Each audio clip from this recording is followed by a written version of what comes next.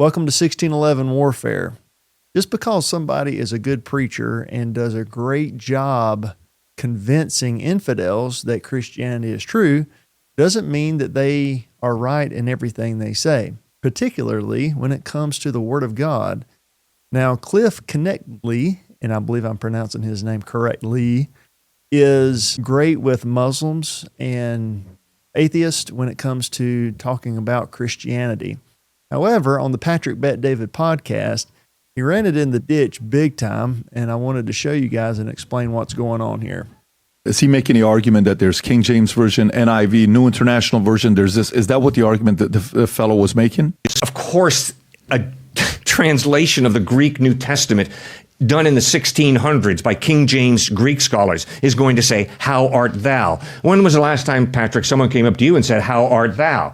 So the NIV takes the New York Times style English, takes the same Greek manuscripts and translates it into the English we speak today. That's the only difference. Okay. Got it. Okay. So Patrick Bet David had a moment of silence and then said, "Got it."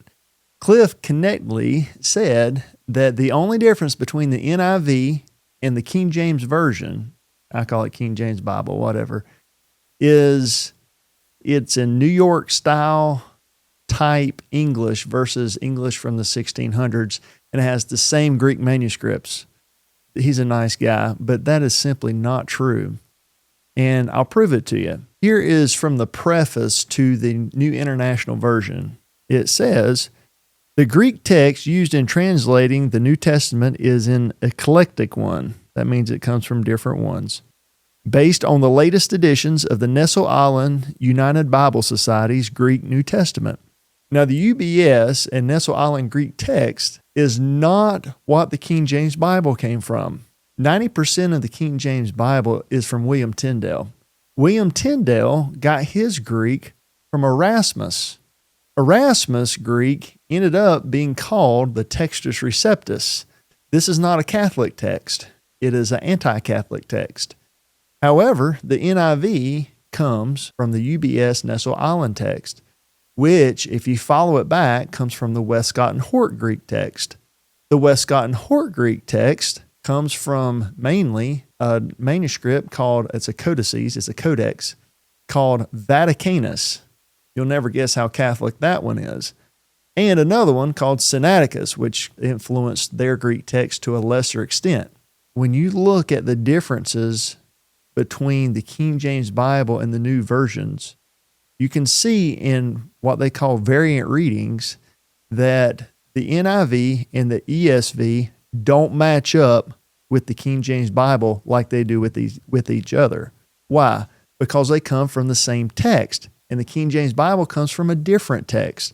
The Greek text of Erasmus and the Westcott and Hort Greek text that was carried into the UBS Nassau Island text are not the same Greek text.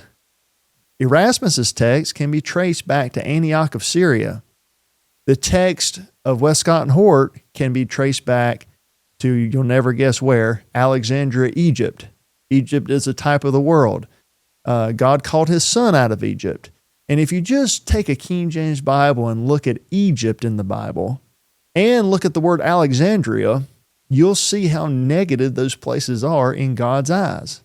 However, if you take a King James Bible and you look at Antioch and see where that shows up, you'll find out in Acts 11, I believe it's verse 26. I'll read it for you. Here's Acts 11:26. "And when he had found him, he brought him unto Antioch. And it came to pass that a whole year they assembled themselves with the church and taught much people. And the disciples were called Christians first in Antioch." It doesn't say anything about Alexandria.